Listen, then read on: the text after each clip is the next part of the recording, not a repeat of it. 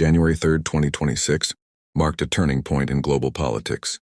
U.S. forces struck deep inside Venezuela, seizing President Nicolas Maduro in a lightning operation that stunned the world. It wasn't just a military maneuver. It was a statement of intent, signaling that the United States was willing to assert its power in ways few could have imagined. The streets of Caracas erupted with uncertainty as the news spread. Some cheered. Others feared the consequences of such a bold move. Maduro, long isolated from the international community, suddenly found himself in U.S. custody, facing charges that ranged from narco-terrorism to corruption. For decades he had evaded sanctions, maintained the loyalty of key military figures, and navigated Venezuela's economic collapse. Yet despite his tight grip on power, the rapid and precise strike revealed vulnerabilities even in the most secure regimes. The operation was months in the making. U.S. intelligence agencies had meticulously mapped Maduro's movements, monitored communications, and analyzed the political landscape. Every detail was planned to minimize civilian casualties while maximizing strategic impact. The operation demonstrated a level of coordination between the military, intelligence, and political leadership that few nations could match. For ordinary Venezuelans, the moment was surreal. Some saw it as liberation from decades of mismanagement and economic ruin. Others worried about what the future would bring, fearing chaos, foreign interference, and the possibility of retaliation. Across the globe, markets reacted instantly. Oil prices spiked, currencies wavered, and analysts scrambled to predict the geopolitical consequences. Trump's administration framed the operation as a necessary step to curb narcotics trafficking and restore democratic governance. Maduro's regime had long been accused of supporting cartels that funneled drugs into the United States.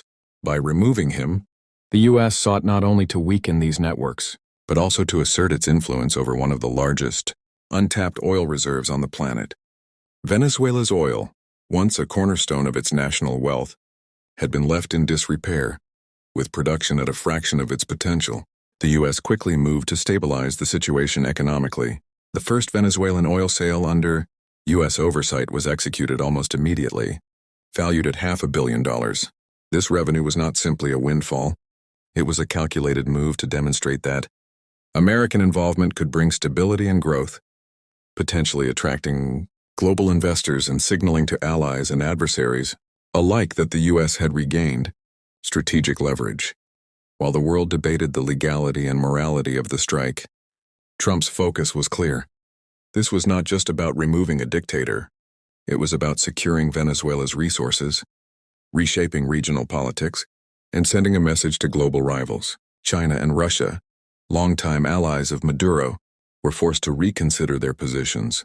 Watching carefully as U.S. influence extended across the hemisphere, military readiness remained high even after the operation. While the strike itself was surgical, U.S. forces maintained positions in strategic locations, ready to respond to any escalation. Congress debated the extent of presidential authority in foreign interventions, narrowly blocking attempts to curtail Trump's war powers. The message was unmistakable. The U.S. was willing to act decisively, with or without full domestic consensus. On the ground in Venezuela, ordinary citizens felt the immediate effects. Oil fields, long neglected under Maduro's regime, became a focus for reconstruction.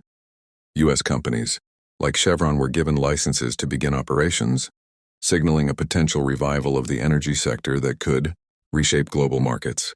The infusion of capital, technology, and expertise promised economic growth, but also raised questions about sovereignty, exploitation, and the long-term role of the United States in Venezuelan affairs.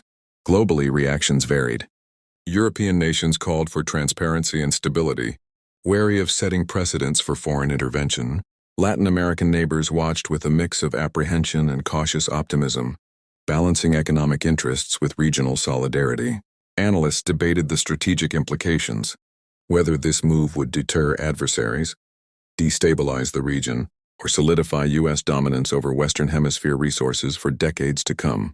Amid this upheaval, social media became a battlefield of narratives.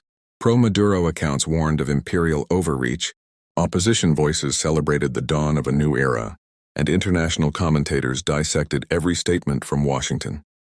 The operation had ignited a story that would dominate headlines for months, if not years, shaping perceptions of power, influence, and the role of the United States on the global stage. As Trump's team worked to consolidate gains, the focus was already shifting toward long-term strategy. Oil production needed to be restored efficiently, political alliances carefully managed, and military oversight maintained without escalating conflict. Every decision carried weight. A misstep could ignite unrest or undermine the very objectives the operation sought to achieve. The removal of Maduro, the sale of Venezuelan oil, and the engagement with opposition leaders were only the first moves in a complex, multi-layered strategy. Trump's next steps would not be defined solely by military might, but by a careful balancing of economics, politics, and diplomacy. The goal: a Venezuela that aligned with U.S. interests, leveraged its vast natural resources responsibly, and provided a model for interventionist success that critics could neither ignore nor dismiss. The coming months would be critical. How the U.S. managed oil revenues, rebuilt infrastructure, and engaged with remaining power centers in Venezuela would determine whether the intervention was a historic success or a cautionary tale. One thing was certain: the world was watching, and Trump's next moves would resonate far beyond the borders of Caracas, shaping energy markets, regional politics, and global perceptions of American power for years to come.